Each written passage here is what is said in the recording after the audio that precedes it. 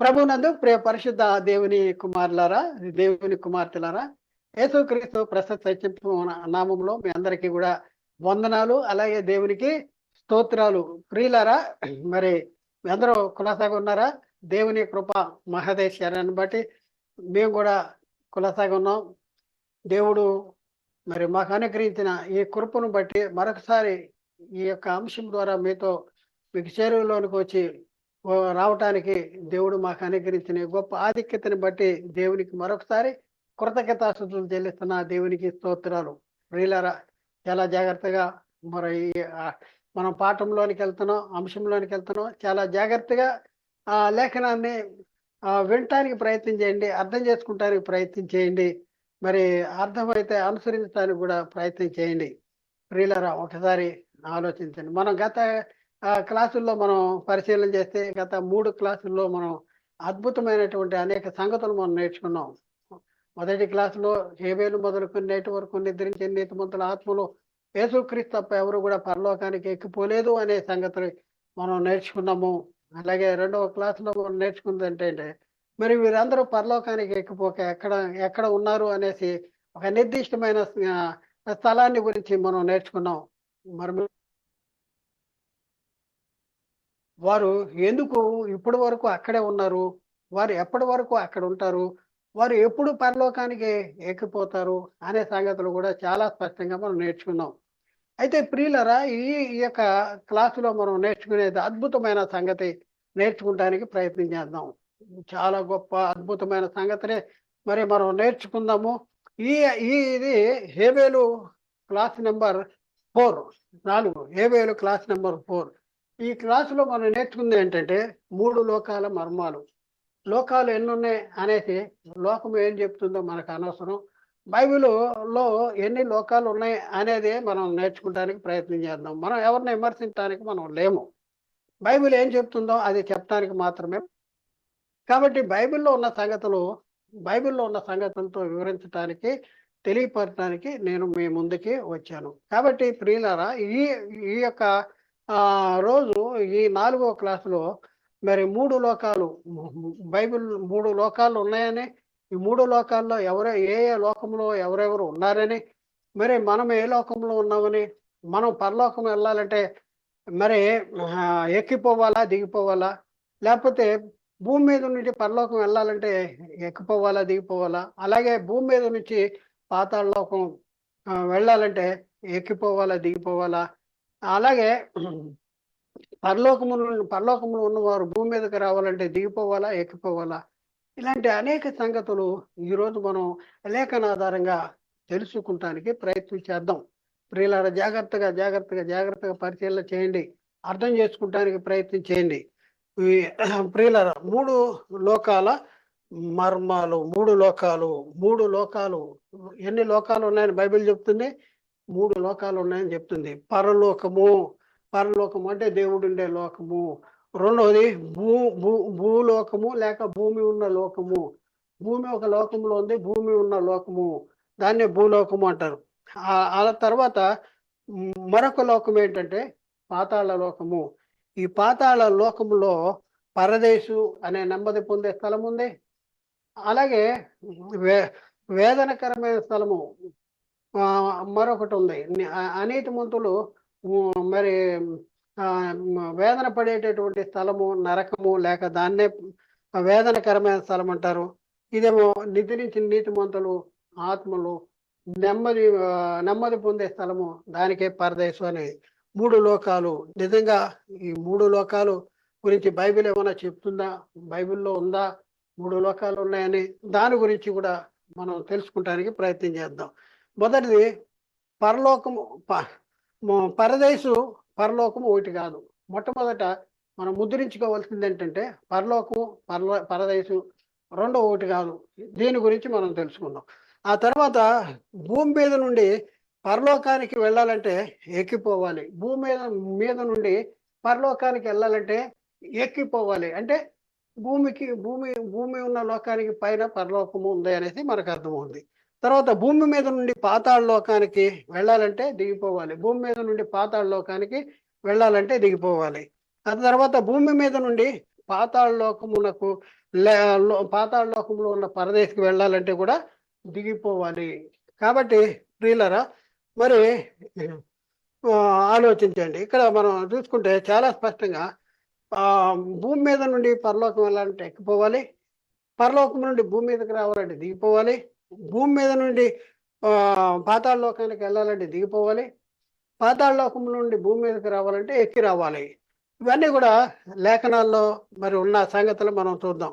మొట్టమొదట మనం ఏం నేర్చుకుందాం అని అనుకున్నామంటే, పరలోకము పరదేశు ఒకటి కాదు అనేసి మనం నేర్చుకుందాం. పరలోకము వేరొక స్థలము, పరదేశ అనేది వేరొక స్థలము. ఈ రెండు ఒకే లోకము కాదు, ఒకే లోకంలో ఉన్న రెండు భాగాలు అంతకంటే కాదు. పరలోకము వేరు, పరదేశం అనేది వేరు. పరలోకము ఒక లోకమైతే పరదేశం మరొక లోకంలో ఉంది అనేసి మనం నేర్చుకోవడానికి ప్రయత్నం చేద్దాం. ఈ సత్యాన్ని మనం నేర్చుకోవాలంటే యేసుక్రీస్తు దగ్గరికి మనం రావాలి. యేసుక్రీస్తు వచ్చినప్పుడు ఇక్కడ యేసుక్రీస్తు సెలవు దగ్గరికి మనం రావాలి.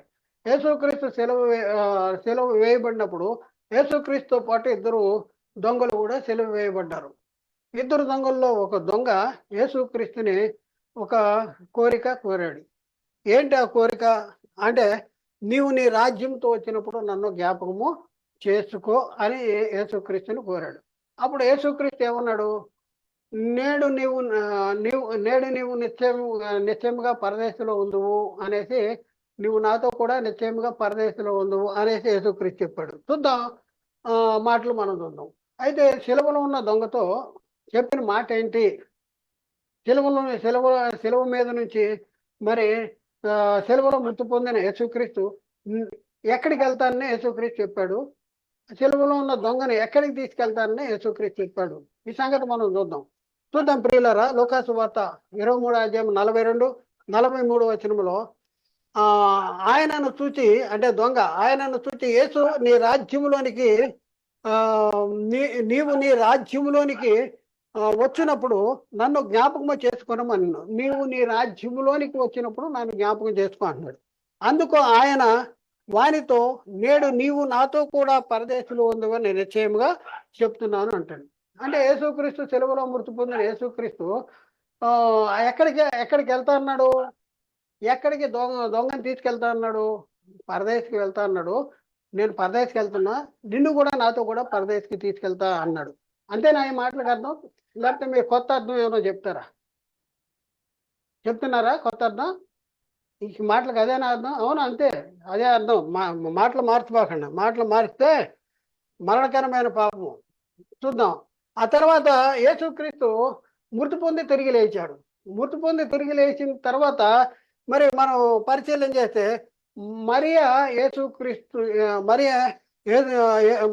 యేసుక్రీస్తు మరియను చూశాడు. చూసి మరియా అని పిలిచాడంట. పిలిస్తే ఆమె ఆయన వైపు తిరిగి ఎబ్రి భాషలో రబ్బూని అని పిలిచింది. ఆ మాటకు బోధకుడు అని అర్థం. అప్పుడు యేసుక్రీస్తు అంటాడు, ఈ మాటలు ఎక్కడున్నాయంటే లూకాసు వార్త 20:16-17 వచనాల్లో. 17వ వచనం, యేసు ఆమెతో, నేను ఇంకనూ తండ్రి యొద్దకు ఎక్కిపోలేదు. యేసుక్రీస్తు ఏమంటున్నాడు? నేను ఇంకా తండ్రి దగ్గరికి ఎక్కిపోలేదు గనక నన్ను ముట్టుకొనవద్దు అంటాడు. యేసుక్రీస్తు, నేను తండ్రి దగ్గరికి ఎక్కిపోలేదు, నన్ను ముట్టుకోవద్దు అంటాడు. ఇంకేం చెప్తున్నాడు? అయితే నా సహోదరుల యొద్దకు వెళ్ళి, నా తండ్రియు మీ తండ్రియు, నా దేవుడు మీ దేవుడు, ఆయన దేవుడు నైనా వాని యొద్దకు ఎక్కిపోవచ్చున్నానని వానితో చెప్పాను. నా తండ్రి మీ తండ్రి, నా దేవుడు మీ దేవుడి దగ్గరికి ఎక్కిపోతున్నా. మరి ఇప్పుడు వరకు నేను తండ్రి దగ్గరికి ఎక్కిపోలేదు. మరి అయ్యా, మరి ఎక్కిపోతే మరి నువ్వు ఎక్కడికి వెళ్ళావు? సిలువలో దొంగను తీసుకెళ్ళి ఎక్కడ దింపొచ్చేసావు? నువ్వు సిలువలో మృతి పొంది ఎక్కడికి వెళ్ళావు? పరదేశికి వెళ్తా అన్నావు కదా. మరి పరదేశికి వెళ్ళిన యేసుక్రీస్తు మూర్తుల్లో ఉండి తిరిగి లేచిన తర్వాత మరి నేను తండ్రి దగ్గరికి ఎక్కిపోలేదు అంటున్నాడు. నేను ఇప్పుడు ఎక్కిపోతున్నా. నా తండ్రి మీ తండ్రి, నా దేవుడు మీ దేవుడు అయిన వాని దగ్గరికి ఎక్కిపోతున్నా ఇప్పుడే.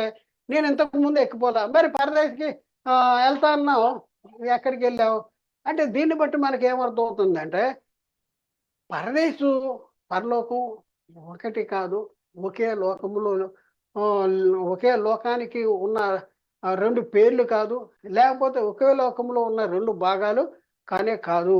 కాబట్టి పరదేశు వేరు, పరలోకం వేరు.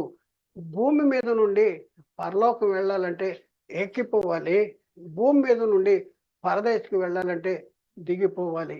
ఈ సత్యాన్ని ఇంకా విపులంగా మరి ఇప్పుడు ఇప్పుడు ఈ క్లాసులోనే మనం ఇంకా 3 లోకాల మర్మాల్లో నేర్చుకుందాం.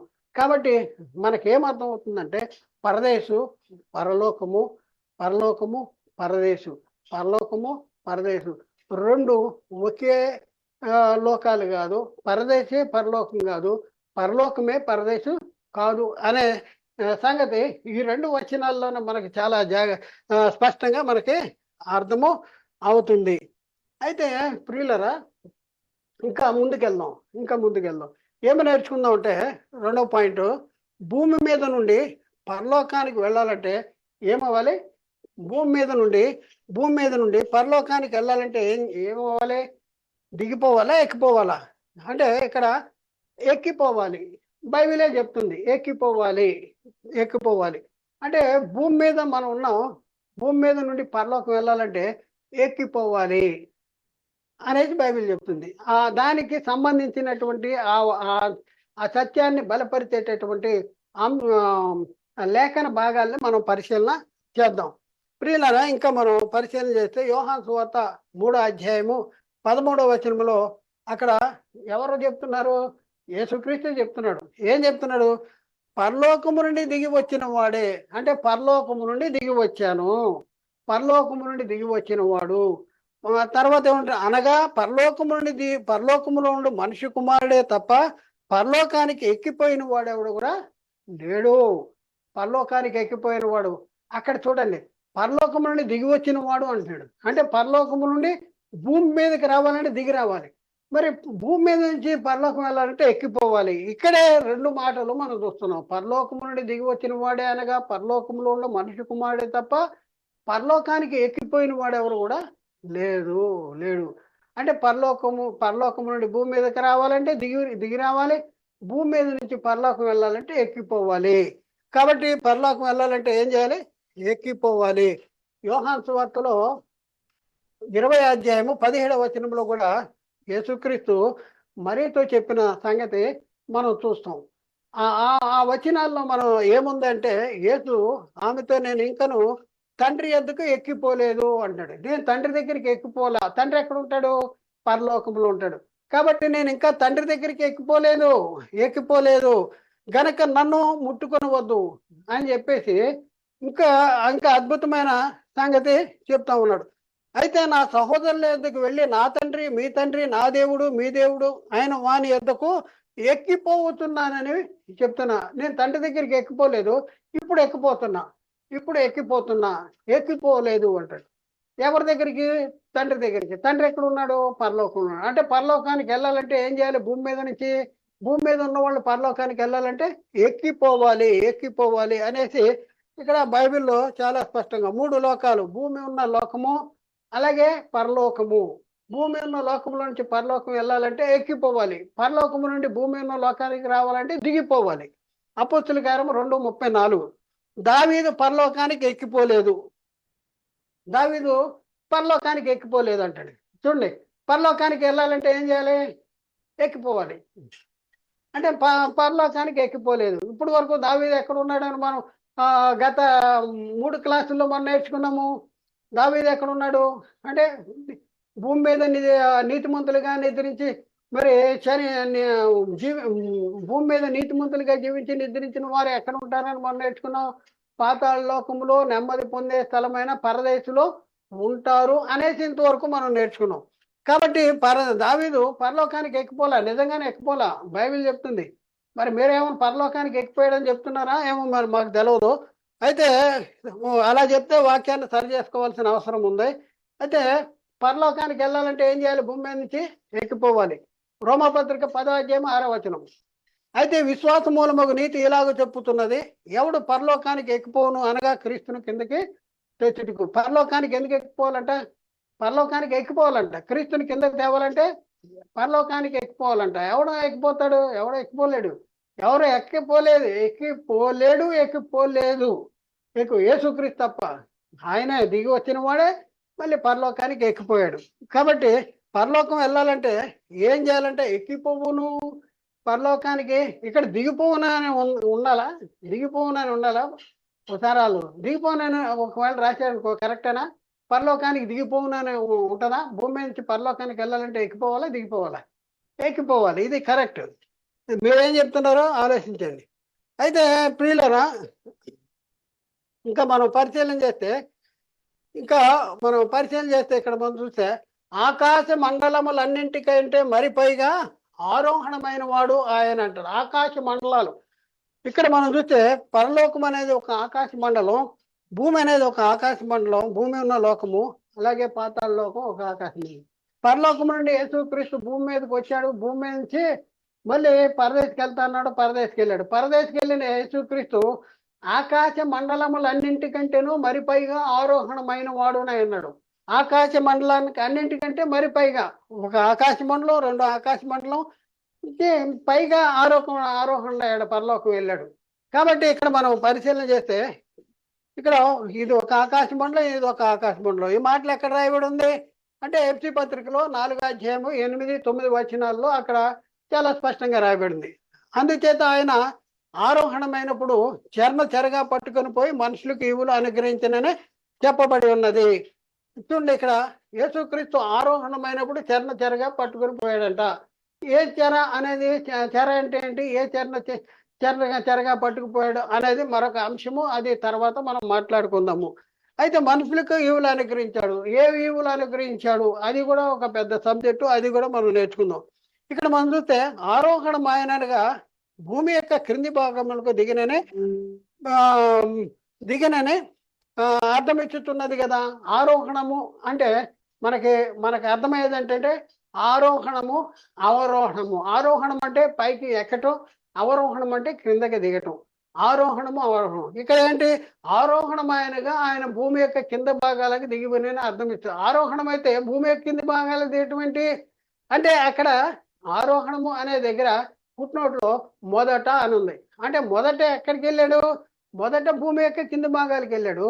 ఆ తర్వాత భూమి యొక్క కింది భాగాలకు వెళ్ళిన ఆయన దిగినవాడు తానే సమస్తమును నింపినట్లు ఆకాశ మండలములన్నింటికంటేనూ మరి పైగా ఆరోహణమైన వాడునై ఉన్నాడు అనేసి లేఖనాల్లో చెప్తుంది. ఎఫ్సి పత్రిక 4:10 వచనాల్లో దిగిన వాడు తానే సమస్తమును నింపినట్లు ఆకాశ మండలములన్నింటికంటేనూ మరి పైగా ఆరోహణమైన వాడు. ఆకాశ మండలాలు అన్నింటికంటే చూడండి, ఆకాశ మండలాలు ఇక్కడ మనం చూస్తే ఇక్కడ ఒక ఆకాశ మండలం, ఇది మరొక ఆకాశ మండలం. దిగిన వాడు ఆకాశ అన్నింటికంటే మరి పైగా ఆరోహణం. మొదట ఏం చేశాడు? భూమి యొక్క కింది భాగాలు దిగాడు. ఆ తర్వాత ఏం చేశాడు? భూమి యొక్క కింది భాగాలు దిగి ఆకాశ మండలములన్నింటికంటే మరి పైగా ఆరోహణమైన వాడు అయ్యాడు. కాబట్టి పరలోకము అనేది మరి ఎక్కిపోవాలి. పరలోకం అనేది ఎక్కిపోవాలి. అది పరలోకము పైన ఉన్న లోకము, పరలోకము ఉన్నత లోకము. పరలోకము అనేది ఉన్నతమైన లోకము, ఎత్తైన లోకము. దానికి ఎక్కిపోవాలి. కొన్ని వచనాలు చూద్దాం పరలోకాన్ని గురించి. బైబిల్లో రాయబడిన కొన్ని సంగతులు. ఉన్నత లోకము, పరలోకము, ఉన్నత లోకమన్నా పరలోకమన్నా ఒకటే. ఇక్కడ మనం చూస్తే ఎబ్రీ పత్రిక 1:3-4 వచనాల్లో అక్కడ రాయబడిన మాట ఏంటంటే ఆయన దేవుని మహిమ యొక్క తేజస్సును, ఆయన తత్వము యొక్క మూర్తిమంతమునైండి తన మహత్వ గల మాట చేత సమస్తమును నిర్వహించుతూ పాపం విషయమే తానే శుద్ధీకరణ చేసి దేవదూతల కంటే ఎంత శ్రేష్టమైన నామం పొందినో వారి కంటే అంత శ్రేష్ఠుడై ఉన్నత లోకమందు మహామహుడగు దేవుని కుడి పార్శ్వమున కూర్చున్నాడు. ఉన్నత లోకమందు అంటే పరలోకములో మహామహుడగు దేవుని కుడి పార్శ్వన కూర్చోబెట్టుకున్నాడు. పరలోకము, ఉన్నత లోకము. పరలోకానికి మా పర్యాయ పదం ఏంటి? ఉన్నత లోకము. మరొక సంగతి చూద్దాం. పరలోకము ఆకాశ వీధి అంత ఉన్నతమైనది. ఎలాంటిదంటే ఆకాశ వీధి అంత ఉన్నతమైనది. చూడండి, యోబు గ్రంథము 11:8 అది ఆకాశ వీధి అంత ఉన్నతమైనది, నీవేమి చేయుదువు? పాతాళము కంటే లోతుగా ఉన్నది, నీవేమి ఎరుగుదువు? ఆకాశ వీధి అంత ఉన్నతమైనదంట. దాని గురించి చెప్పుకుంటూ పోలుస్తూ ఉన్నాడు. అయితే ఇంకా మనం చూస్తే పరలోకం అనేది ఊర్ధ్వలోకము. రెండు రెండు పదాలు, ఊర్ధ్వలోకము, అధోలోకము అంటారు. అధోలోకం అంటే కింద ఉండేది, అన్నింటికంటే కింద ఉండేది. ఊర్ధ్వలోకం అంటే అన్నింటికంటే పైన ఉండేది. ఊర్ధ్వలోకం అంటే యెషయా గ్రంథం 7:10-11 యెహోవా ఇంకను ఆహాదునకు ఎలాగూ సెలవిచ్చెను, నీ దేవుడైన యెహోవా వలన సూచన నడుగుము, అది పాతాళమంత లోతైనను సరే, ఊర్ధ్వలోకమంత ఎత్తైనను సరే, ఊర్ధ్వలోకమంత ఎత్తైనా సరే. ఊర్ధ్వలోకం అంటే దేనికి పర్యాయ పదము అంటే పరలోకానికి పర్యాయ పదము. పరలోకము అనేది ఎత్తైన లోకము, ఎత్తైన లోకము. ఇంకా మనం చూస్తే పరలోకం అనేది ఎత్తైన లోకము. ఇప్పుడే మనం చదివాం యెషయా గ్రంథం 7:10-11 అది యెషయా గ్రంథము 11 నీ దేవుడైన యెహోవా వలన సూచన అడుగుము, అది పాతాళమంత లోతైనను సరే, ఊర్ధ్వలోకమంత ఎత్తైనను సరే. అంటే ఎత్తైన లోకము, పరలోకం అనేది ఎత్తైన లోకము. 4వది పరలోకము మొదటి ఆకాశము అంటాడు. మొదటి ఆకాశము అంటే ఆకాశాలు గురించి మనం చూపించాం కదా. 3 ఆకాశ మండలాలు ఉన్నాయి. ఈ 3 ఆకాశ మండలాల్లో మరి మొదటి ఆకాశ మండలం ఏదంటే పరలోకము. రెండోది ఏంటంటే భూమి ఉన్న లోకము. మూడోది ఏంటంటే పాతాళ లోకము. 3 లోకాలు.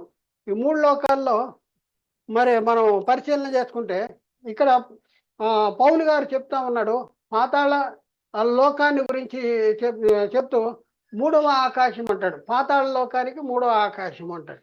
పాతాళ లోకం 3వ ఆకాశం అయితే, భూమి ఉన్న లోకము మధ్య ఆకాశము లేక 2వ ఆకాశం అయితే, పరలోకము అనేది మొదటి ఆకాశము అవుద్ది. దీని గురించి మనము పాతాళ లోకాన్ని గురించి తెలుసుకున్నప్పుడు ఇంకా వివరంగా మనం నేర్చుకోవడానికి ప్రయత్నం చేద్దాం. ఇంకా మనం చూస్తే భూమి మీద నుండి పాతాళానికి వెళ్ళాలంటే ఏం చేయాలి? భూమి మీద నుండి పాతాళానికి వెళ్ళాలంటే ఏం చేయాలి? ఎక్కిపోవాలా లేకపోతే దిగిపోవాలా? అంటే భూమి మీద నుండి పాతాళానికి వెళ్ళాలంటే దిగిపోవాలి. భూమి మీద నుండి పాతాళానికి వెళ్ళాలంటే దిగిపోవాలి. ఇంకా మనం దాని గురించిన కొన్ని వచనాలు చూద్దాం. దుష్టులు దేవుని మరచు జనులందరూ పాతాళ లోకానికి దిగిపోతారంట. దుష్టులు దేవుని మరచు జనులు ఎక్కడికి ఎక్కిపోతారా? పరలోకానికి అంటే పరలోకానికి ఎక్కరు, పాతాళలోనికి దిగిపోతారు. కీర్తన 9:17 దుష్టులను దేవుని మరచి జనులందరూ పాతాళమునకు దిగిపోదురు. పాతాళానికి దిగిపోతారంట. దేవుని మరిచింది జనులు ఈ లోకంలో జీవిస్తూ మరి జనులను మోసం చేస్తూ, వ్యక్తులను మోసం చేస్తూ, దేవుని చిత్తాన్ని జరిగించుకోకుండా, దేవుని ఇష్టాన్ని జరిగించుకోకుండా బుద్ధిపూర్వకంగా పాపం చేసిన వారిని మరలా మరి నూతన పరిస్థితి అసాధ్యం అంటాడు. వాళ్ళందరూ ఎక్కడికి పోతారంటే జనులందరూ కూడా పాతాళ లోకానికి దిగిపోతారంటాడు. ఎంత టైం పడుతుంది పాతాళ లోకానికి దిగిపోవటానికి? ఒక్క క్షణంలోనే, కనురెప్పపాటి కాలంలోనే. ధనవంతుడు చనిపోయి పాతి పెట్టబడినప్పుడు అతడు పాతాళంలో బాధపడుతున్నాడు. ధనవంతుడు చనిపోయాడు, పాతి పెట్టేశారు ఇక్కడ వాళ్ళు.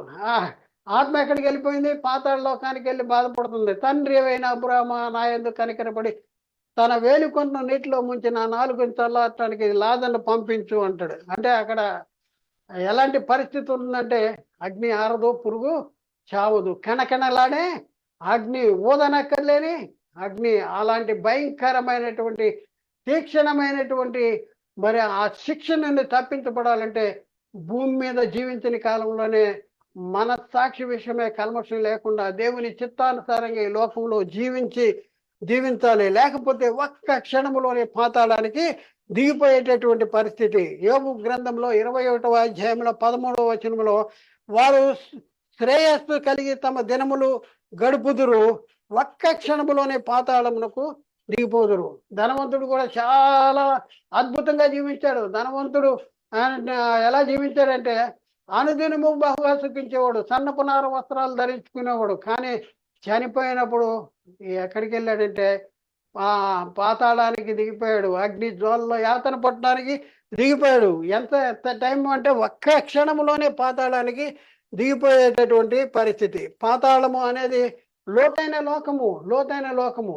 ఈ యెషయా గ్రంథం 7వ అధ్యాయం 10-11 వచనాల్లో యెహోవా ఇంకను ఆహాజుతో ఎలాగ సెలవిచ్చును, నీ దేవుడైన యెహోవా వలన ఒక సూచన అడుగుము, అది పాతాళమంత లోతైనా సరే.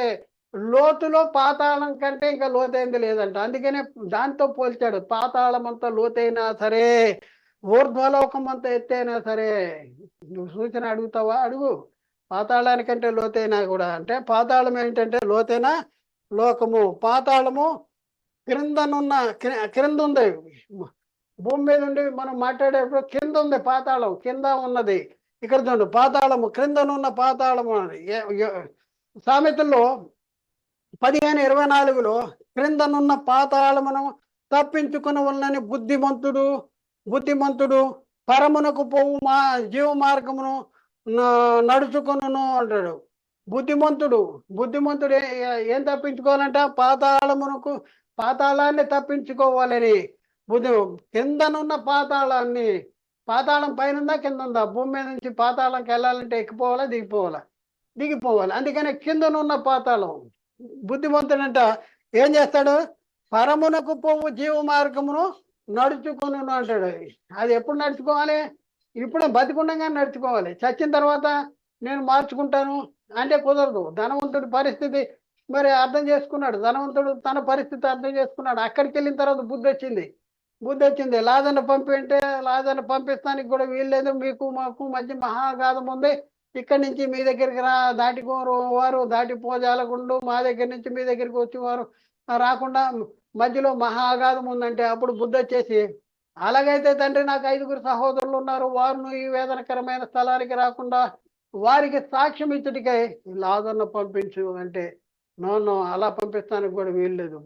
బతికున్న వాళ్ళు బతికున్న వాళ్ళకే చెప్పాలి. మోషేయు ప్రవక్తలు వారి దగ్గర ఉన్నారు, వారి మాట వినాలి.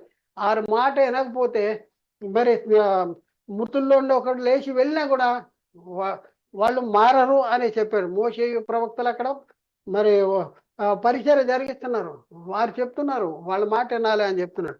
కాబట్టి ఇక్కడ మనం ప్రియులరా, కింద ఉన్న పాతాళాన్ని తప్పించుకోవాలంటే ఏం చేయాలి? బుద్ధిమంతుడు పరమునకు పువ్వు మార్గాన్ని నడుచుకున్నాం. కానీ ధనవంతుడు అలా జీవించని కాలంలో మరి వెతకల.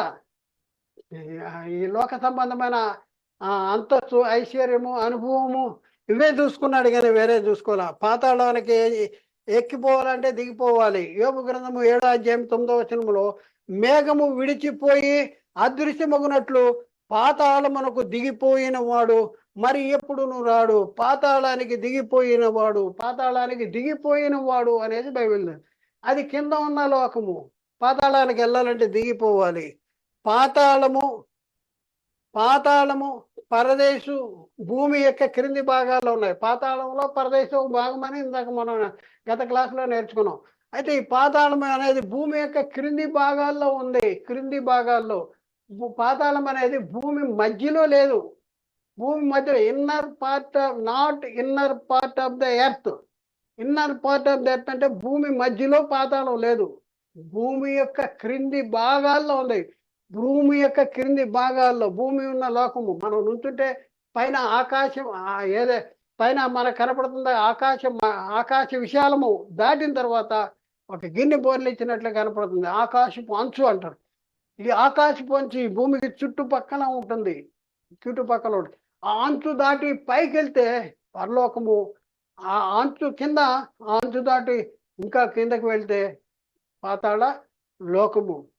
అంతేగాని భూమి మధ్యలో పాతాళం ఉందని మరి అనేక మంది భ్రమపడుతున్నారు. అనేక మంది క్రైస్తవులు అనేవాళ్ళు మోసపుచ్చబడుతున్నారు. పాతాళ లోకం భూమి మధ్యలో ఉంది. భూమికి డ్రిల్ అయితే పాతాళం కనిపెట్టేస్తారు సైంటిస్టులు. మరి భూమి డ్రిల్ అయితే వేడి వస్తుందంట, సౌండ్లు వస్తున్నాయి అనేసి ఇదే పాతాళము. శాస్త్రజ్ఞులు సైంటిస్టులు పాతాళాన్ని కనిపెట్టేశారు అనేసి మనోళ్ళు డప్పు కొట్టుకునేటటువంటి పరిస్థితి. ప్రియులారా, ఒకసారి వాళ్ళు పాతాళం కనిపెట్టారు అలా నువ్వు అంటున్నావు పాతాళాన్ని.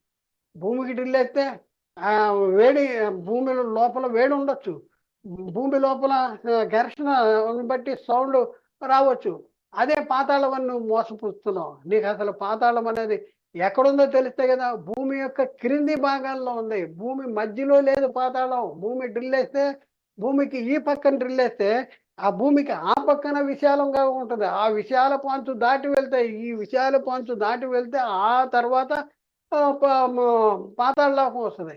భూమి డ్రిల్ వేస్తే పాతాళలోకం వచ్చిందని చెప్పేవాడు నిత్య నరకానికి వెళ్ళేటటువంటి పరిస్థితి ఉంది. బోధ మార్చుకోవాల్సిన అవసరం ఉంది. పాతాళ పాతాళ పాతాళంలో సౌండ్లు వినపడుతున్నాయి అనేసి చాలా మంది మరి గాలిగాళ్ళు మరి యూట్యూబ్లో పెట్టేసి జనాల్ని మైపుపడుతున్నారు. ఈ అమాయకులు అమ్మో పాతాళం ఉంది, పాతాళం. పాతాళం అదృశ్య లోకం. అది భూమి దృశ్య లోకము. భూమి ప్రకృతి సంబంధమైంది. భూమి మధ్యలో పాతాళం లేదు. భూమి యొక్క క్రింది భాగాల్లో పాతాళం ఉంటుంది. లేఖనాన్ని చూద్దాం. ఎఫ్సి పత్రిక 4వ అధ్యాయం 8, 9, 10 వచనాల్లో. అందుచేత ఆయన ఆరోహణమైనప్పుడు చెరగా పట్టుకుని మనుషులకు ఈవులు అనుగ్రహించనని చెప్పబడి ఉన్నది. ఆరోహణం ఆయనగా ఆయన భూమి యొక్క క్రింది భాగాన్ని దిగిననే అర్థం ఇస్తుంది. ఆరోహణము అంటే పైకి ఎక్కిపోవటం. ఆరోహణము అనేది అవరోహణము అనేది 2 పదాలు. ఈ 2 పదాల్లో ఆరోహణం అంటే పైకి వెళ్ళటం, అవరోహణం అంటే కిందకి వెళ్ళటం. ఇక్కడ ఏముందంటే ఆరోహణం ఆయనగా ఆయన భూమి యొక్క కింది భాగాలకి దిగినని అర్థం ఇస్తుంది. ఇక్కడ ఆరోహణం అయితే భూమి యొక్క కింది భాగాలు దిగటువంటి మీ బైబిల్ తప్పులు తడిగా అంటారు. కానీ అక్కడ రాయబడిన ఫుట్నోట్లో రాయబడిన సంగతి ఏంటంటే ఆరోహణం ఆయన అనగానే ఫుట్నోట్లు ఏమని రాశాడంటే మొదట అనేసి రాయబడింది. అంటే మొదట ఎక్కడికి వెళ్ళాడు? ఎక్కడికి వెళ్ళాడు? భూమి యొక్క కింది భాగాలకు వెళ్ళాడు. వెళ్ళిన తర్వాత దిగిన వాడు తానే సమస్తము నింపినట్లు ఆకాశ మండలములు అన్నింటికంటే మరి పైగా ఆరోహణమైన. ఎప్పుడు ఆరోహణమయ్యాడు? ఎప్పుడు భూమి యొక్క కింది భాగానికి దిక్కుండానే ఆరోహణం అయిపోయాడా? భూమి శిలువ మీద నుంచే పైకి వెళ్ళిపోయాడా? కాదు కదా. ఎక్కడికి వెళ్ళాను? యేసుక్రీస్తు ఎక్కడికి వెళ్తాన్నాడు? పరదేశకి వెళ్తాన్నాడు. పరదేశం వెళ్ళిన యేసుక్రీస్తు గురించి దావీదేం చెప్పాడు? క్రీస్తు పాతాళానికి వెళ్తాడు కానీ పాతాళంలో విడిచిపెట్టు, దేవుడు క్రీస్తుని మృతుల్లోండి లేపుతాడు అనేసి దావీదు చెప్పాడు. అదే మాటను అపోస్తులు కూడా, మీరు సిలువ వేసిన యేసును దేవుడు క్రీస్తు మృతుల్లోండి లేపాడు, ఆయన క్రీస్తుగాను ప్రభుగా నియమించాడు అనేసి అపోస్తులు చెప్పిన దాఖలాలు మనం చూస్తూ ఉన్నాం. అయితే ఇక్కడ మనం చూస్తే ఆరోహణము అంటే ఆరోహణము అంటే పైకి వెళ్ళడం. అయితే ఎప్పుడు పైకి వెళ్ళాడంటే మొదట పైకి వెళ్ళలేదు. మొదట భూమి యొక్క కింది భాగాలకి అంటే పాతాళ లోకానికి వెళ్ళాలంటే ఏం చేయాలి? భూమి యొక్క కింది భాగాలకి దిగాలి. ఇక్కడ చూడండి, ఆరోహణం ఆయన అనగా ఆయన అంటే మొదట ఆయన భూమి యొక్క కింది భాగాలకి దిగిననే అర్థం ఇస్తుంది. భూమి యొక్క కింది భాగాలు దిగాలి. భూమి మధ్యలోకి దిగల. భూమి మధ్యలో లేదు పాతాళ లోకం. భూమి యొక్క కింది భాగాల్లో భూమి ఉంటే ఈ కింది భూమికి ఆకాశ విశాలం ఉంటే ఈ ఆకాశ విశాలం కింద పాతాళ లోకం ఉంది. కింది భాగాలకి దిగినని అర్థం ఇస్తున్నది. దిగిన వాడు అక్కడే ఉండేడా అంటే అక్కడే లేడు. దిగిన వాడు తానే సమస్తమును నింపునట్లు ఆకాశ మండలములన్నింటికంటేనూ మరి పైగా ఆరోహణం అయ్యాడు అంటారు. ఆకాశ మండలాలు, పాతాళం ఒక ఆకాశ మండలం, భూమి ఆకాశ మండలం. ఆకాశ మండలములు అన్నిటికంటేనూ మరి పైగా ఆరోహణమైన వాడు ఉన్నాడు అంటారు.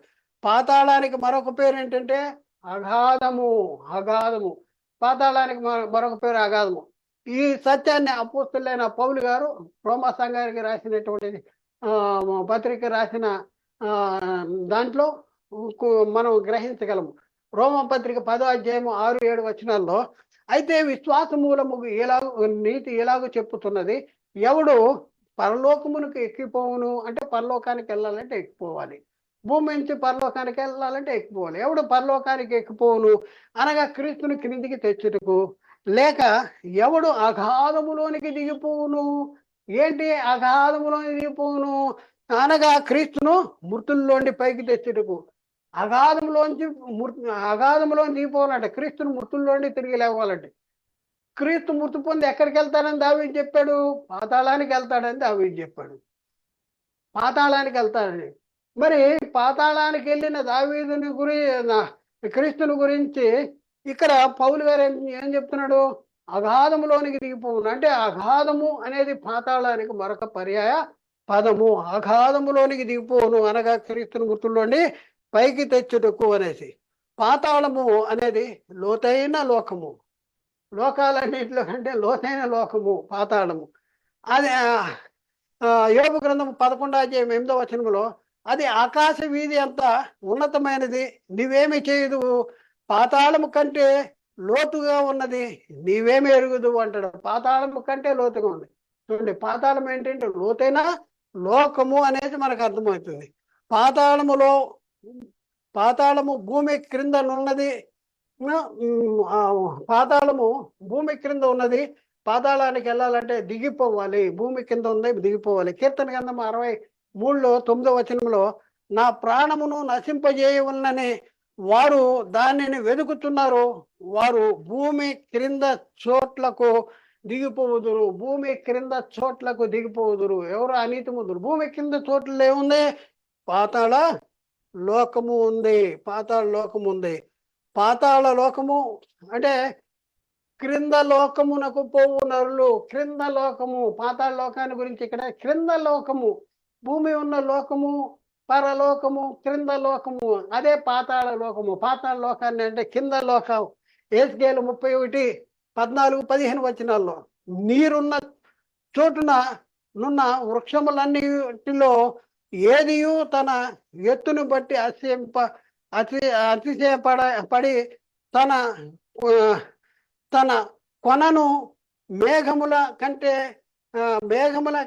కంట చేసి ఏ వృక్షము గాని దాని ఎత్తును బట్టి గర్వింపకుండునట్లు క్రింద లోకమునకు పోవు నరుల యొద్దకు దిగువారితో కూడా మరణము పాలేరి. క్రింద లోకమునకు దిగిపోవు నరుల యొద్దకు దిగిపోయిన వారితో కూడా మరణమునకు పాలేరి. క్రింద లోకానికి దిగిపోయారంట. ఎవరు? ఏంటిది క్రింద లోకం అంటే? పాతాళ లోకానికి మరొక పేరే క్రింద లోకము. ఇకపోతే పరదేశు గురించి ఆలోచిద్దాం. పాతాళ లోకంలో 2 భాగాలు ఉన్నాయని మనం తెలుసుకున్నాం. పాతాళ లోకంలో ఒకటి వేదనకరమైన స్థలము, 2 నెమ్మది పొందే స్థలము. ఈ రెండింటిని వేరు చేసేది మహా అగాధము అనే చేత వేరు చేయబడి ఉంది. పాతాళ లోకము మహా అగాధం చేత వేరు చేయబడి 2 భాగాలుగా విభజించబడి ఉంది. ఒకటి పరదేశు, రెండవది పాతాళ నరకము. పాతాళ లోకం నరకము. అది ఒకటేమో నెమ్మది పొందే స్థలము, 2 వేదనకరమైన స్థలము. ఒకటేమో నీతిమంతులు ఉండే స్థలము, 2 అనీతిమంతులు ఉండే స్థలము. ఇప్పుడు నీతిమంతులు ఉండే స్థలం ఏదంటే పరదేశు. పరదేశులో ఎవరు వెళ్తారంటే నిద్రించిన నీతిమంతులు నెమ్మది పొందే స్థలాన్ని పరదేశు అంటారు. లూకాసు వార్తలో 16:23-25 అక్కడ మనం చూస్తే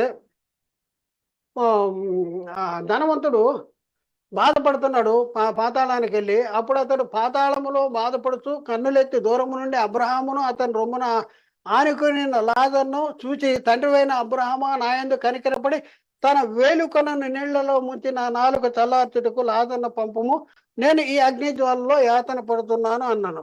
అప్పుడు అబ్రహాం గారు చెప్తున్నాడు, అందుకు అబ్రహాము, కుమారుడా, నీవు జీవించిన కాలం అంతా కూడా నీకు ఇష్టమైనట్లు సుఖమును అనుభవించేటివి, అలాగునైనా లాజరు కష్టాన్ని అనుభవించాడు. మరి ఇప్పుడు ఇప్పుడైతే వాడిక్కడ నెమ్మది పొందుతున్నాడు, నువ్వు యాతన పడుతున్నావు. వాడు ఇక్కడ ఏం చేస్తున్నాడు? నెమ్మది పొందుతున్నాడు. అంటే పాతాళ లోకములో ఉన్నటువంటి పరదేశంలో చేరిన వారు నీతిమంతులు ఏం చేస్తూ ఉంటారంటే నెమ్మది పొందుతూ ఉండేటటువంటి పరిస్థితి. పరదేశు అనేది నిద్రించిన నీతిమంతులు నెమ్మది పొందే స్థలము. పరదేశం అనేది ఏంటి? నిద్రించిన నీతిమంతులు నెమ్మది పొందే స్థలము. రెండో పాయింట్ ఏంటంటే పరదేశు అనేది నిద్రించిన నీతిమంతులు దాచబడి ఉండే స్థలం. నిద్రించిన నీతిమంతులు పరదేశంలో దాచబడి ఉంటారు అనే స్థలం అనమాట. ఈ మాటలు ఎవరు చెప్పారు, ఎక్కడ ఉన్నాయంటే మనం యోబు గ్రంథంలో మనం చూస్తే మనకు అర్థమవుతుంది.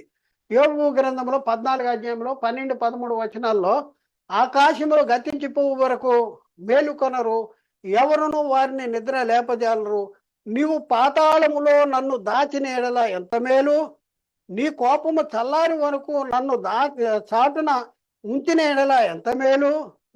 నాకు ఇంతకాలమని నీవు నియమించిన తరువాత నన్ను జ్ఞాపకము చేసుకున్న వల్లనే నేనెంతో కోరుకొనుతున్నాను అంటాడు. అంటే నీవు పాతాళంలో నన్ను దాచిన ఎడల ఎంతో మేలు, ఎంతో మేలు పాతాళంలో. అందుకనే పౌలు చెప్పేది ఏంటంటే, బ్రతికైతే క్రీస్తు, చావైతే లాభం అంటాడు.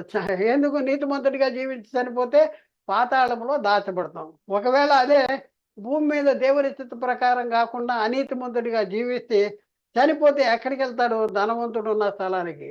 ఆయన ఏమంటున్నాడు? నేను ఈ అగ్ని జ్వాలలో యాతన పడుతున్నాను అంటాడు.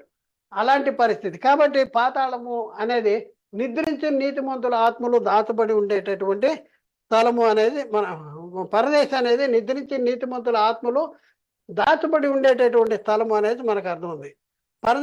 పరదేశం అనేది నిద్రించిన నీతిమంతుల ఆత్మలు విశ్రమించే స్థలము, విశ్రాంతి తీసుకునే స్థలము అంటది.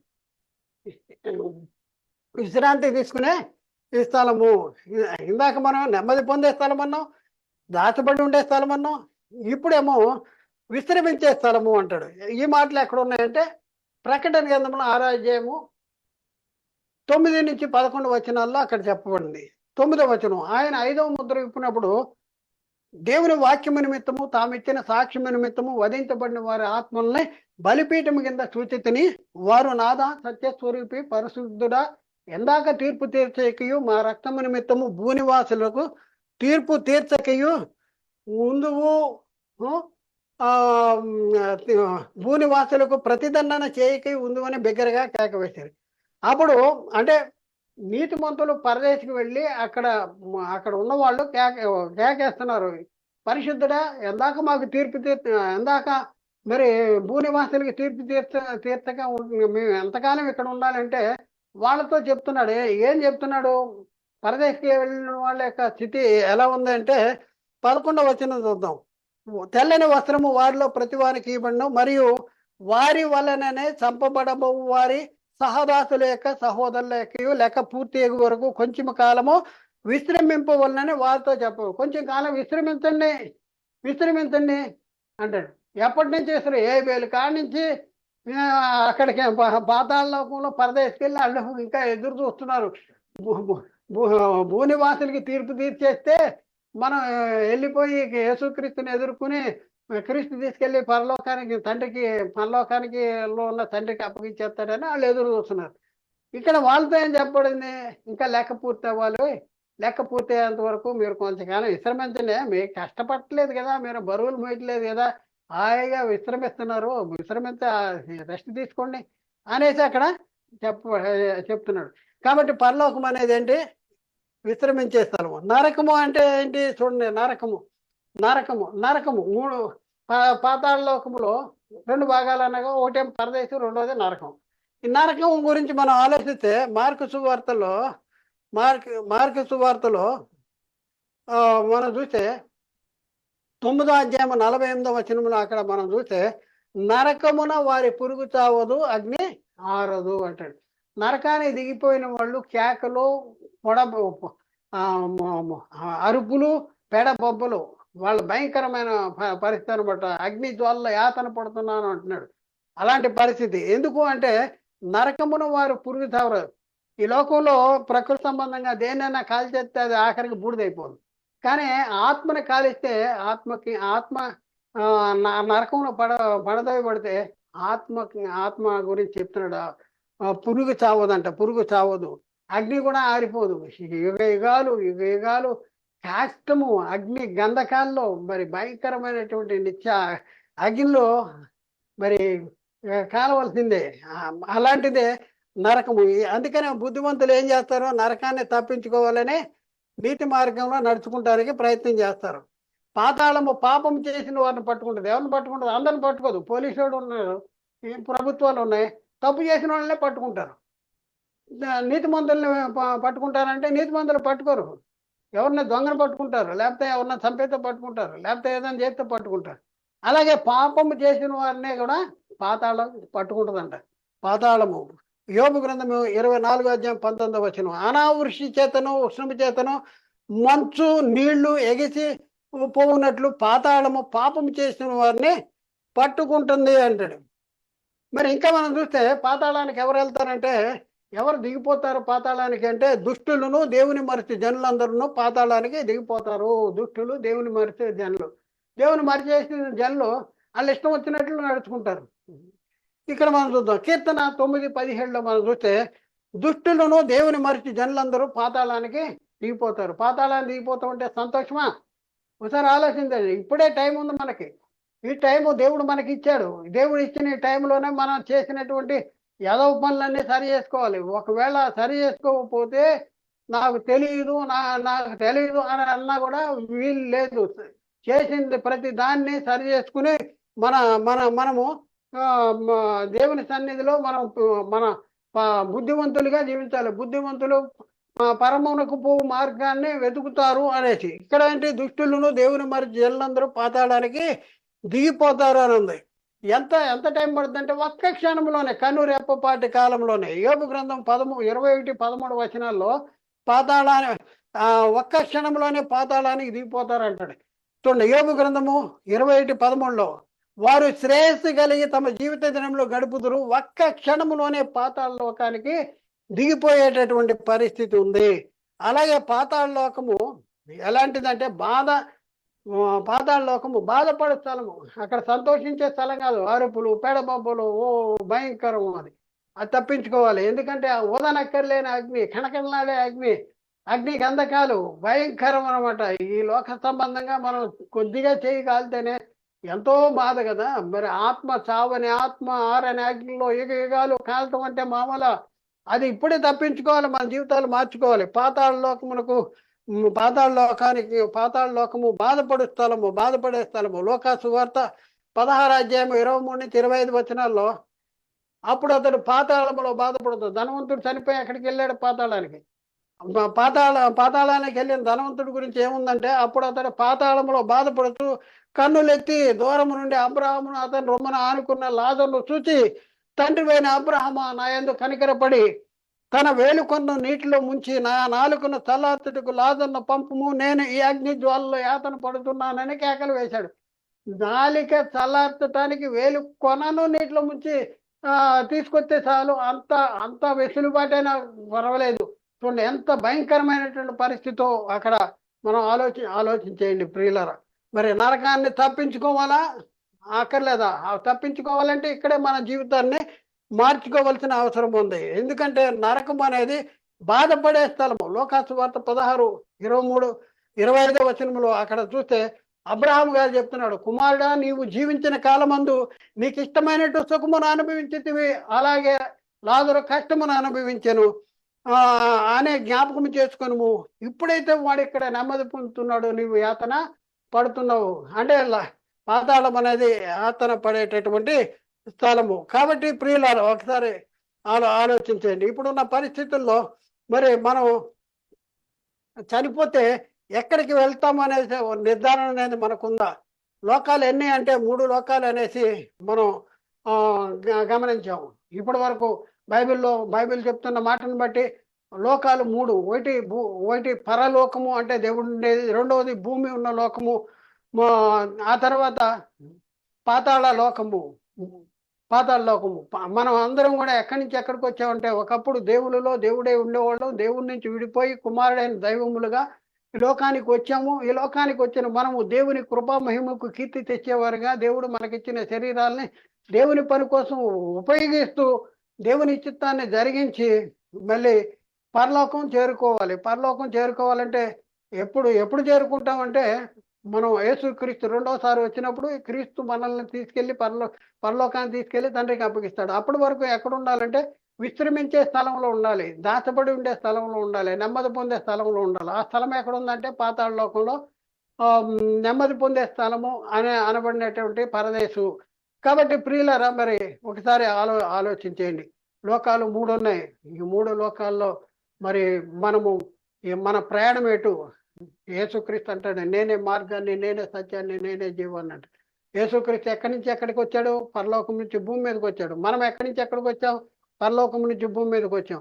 భూమి మీదకి వచ్చిన యేసుక్రీస్తు ఎక్కడికి వెళ్ళాడు? పాతాళ లోకంలోని పరదేశికి వెళ్ళాడు.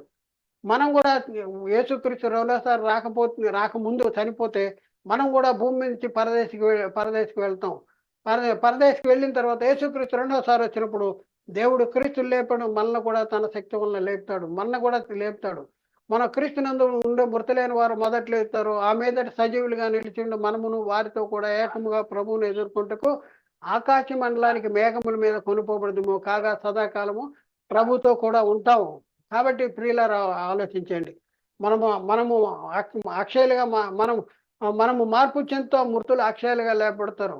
ఇద్దరు కలిసి ఏకముగా ప్రభువుని ఎదుర్కొంటే ఆకాశ మండలానికి మేఘాల మీద కొనుపబడతాం. కాగా మనం ప్రభు తీసుకెళ్లి తండ్రికి అప్పిస్తే అక్కడ ఎంతకాలం ఉంటే సదాకాలం ఉంటాం.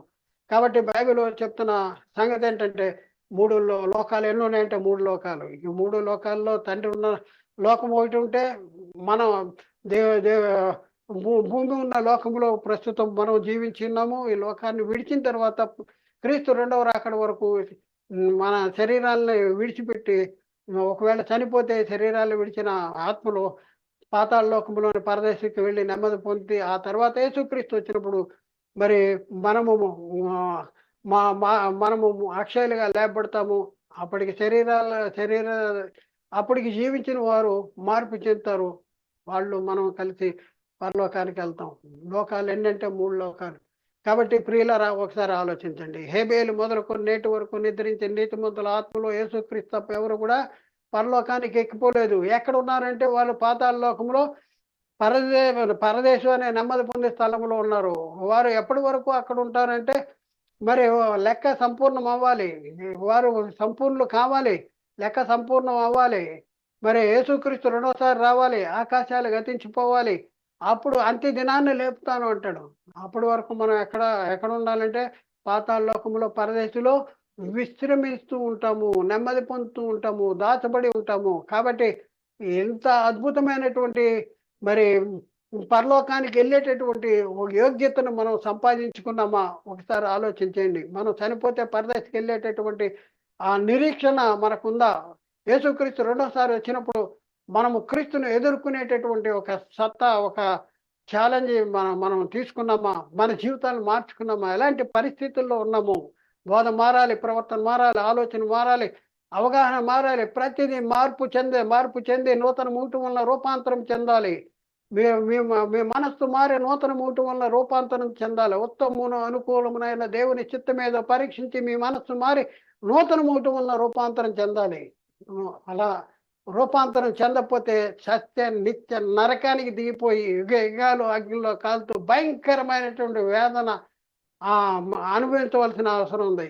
మరి ఈ లోకంలో క్షణకాలం ఉండే అల్పకాల పాప భోగాల కోసం ఈ లోక ఆశల్ని మరి ప్రేమిస్తూ వాటి కోసమే నీ జీవితాన్ని దేవుడు నీకు ఇచ్చిన గొప్ప ఆశీర్వాదము,